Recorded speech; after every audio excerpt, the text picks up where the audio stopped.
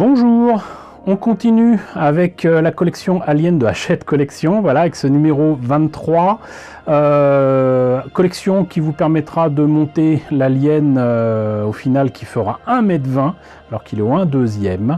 Je vous rappelle que je ne monte pas cet Alien, je vous présente les pièces, je vous présente le fascicule. Je me suis abonné pour un ami qui voulait s'abonner mais qui ne pouvait pas le faire depuis son pays. Et donc pour voir l'Alien en cours de montage, je vous propose deux chaînes de youtubeurs amis, à savoir donc Chris Collection, voilà, et le monde d'Ilmic. Voilà, on se complète parfaitement avec Ilmic. Moi je commente ce qu'il y a à dire quand il y a quelque chose à dire sur le fascicule. Et lui monte donc les pièces que je reçois au compte-gouttes. Hein. Moi j'ai franchement l'impression de voir des trucs au compte-gouttes. Et donc ça c'est très très bien, donc je vous recommande d'aller sur ces chaînes, d'y aller de ma part. Donc pour ce numéro 23, visiblement on a encore des pièces pour faire les côtes et la jambe droite, donc je sais pas pour vous, mais alors je n'en peux plus d'attendre de voir ce que ça donne. Alors que va-t-on trouver dans ce Kinder Surprise? Alors je plaisante, n'empêche que c'est bien que ce soit protégé par un carton. Hein.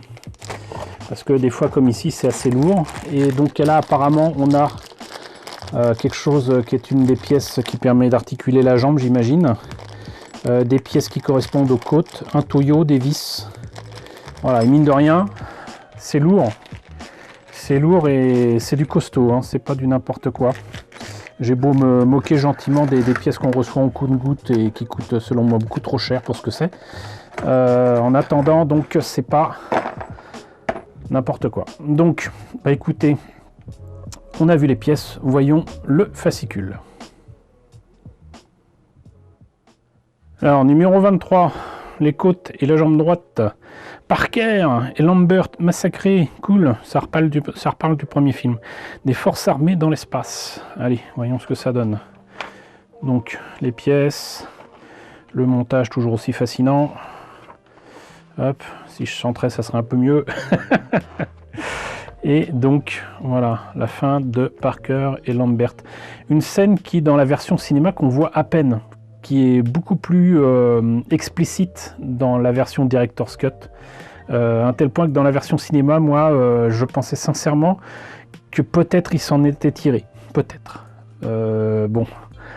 Et dans la version Director's Cut, ça permet de se dire, bah voilà, c'est Parker, c'est pas possible qu'il s'en sorte, Lambert encore moins. Mais bon, malgré sa réputation de chef-d'œuvre de l'horreur, Alien est assez avare en scènes sanglantes, tant mieux. La parcimonie avec laquelle Ridley Scott gère les effets chocs décuple l'impact des mises à mort, comme en témoigne celle de Lambert et Parker. Je rappelle cependant qu'au départ, l'Alien trouve des proies, pas spécialement pour les tuer, pas spécialement pour s'en nourrir, mais pour les transformer en cocon et pour recommencer le cycle de vie de cette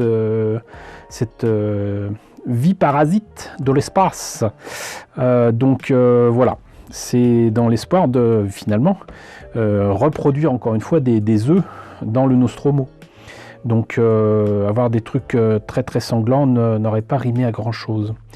Donc après avoir tué Kane par sa naissance et assassiné successivement Brett et Dallas, le xénomorphe d'Alien poursuit sa terrible chevauchée sanglante dans les couloirs du Nostromo par les meurtres conjoints de Parker et Lambert, qui partent chercher de quoi fournir apparemment de l'oxygène pour la navette.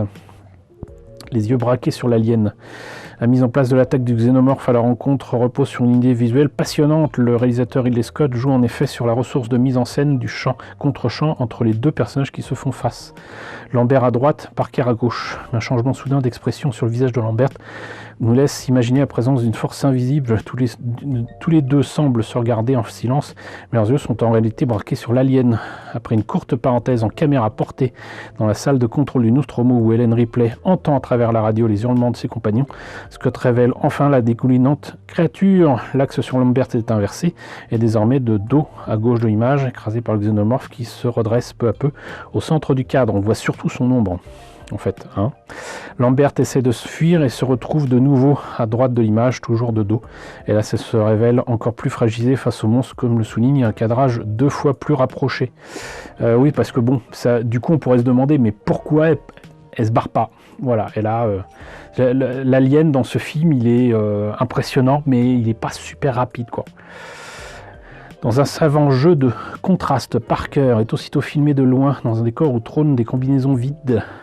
Ridley Scott l'associe à des pantins désarticulés. Son impuissance est mise en exergue par le plan suivant montrant le visage effrayé de Lambert de face cette fois-ci.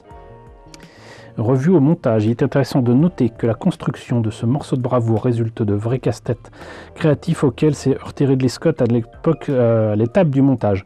En effet, le faux champ contre champ d'ouverture entre Lambert et Parker n'était pas prévu au départ et des images montrant l'alien se déplier face à Lambert ont bel et bien été tournées. Le premier plan abandonné montrait Lambert se retourner à l'extrémité droite du cadre, avec à gauche un xénomorphe accroupi recroquevillé sur lui-même, pointant sa queue acérée dans sa direction. L'alien commençait alors à avancer à l'aide de ses bras, les fesses légèrement surélevées au-dessus du sol.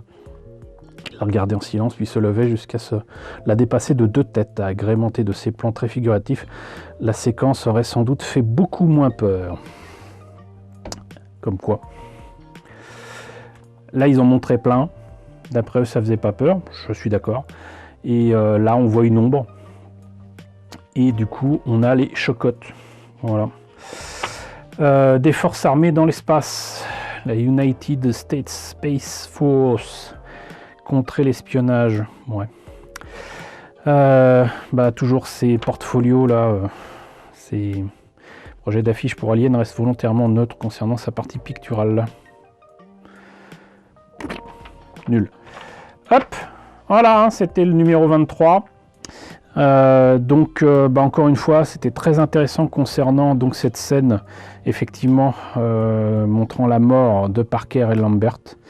Vraiment très intéressant. Encore une fois, ça prouve que parler de l'envers du décor, des astuces de tournage, d'effets spéciaux et quoi que ce soit, moi en tout cas, ça m'intéresse beaucoup plus que d'inventer des histoires, un background pour une station spatiale, un personnage ou quoi.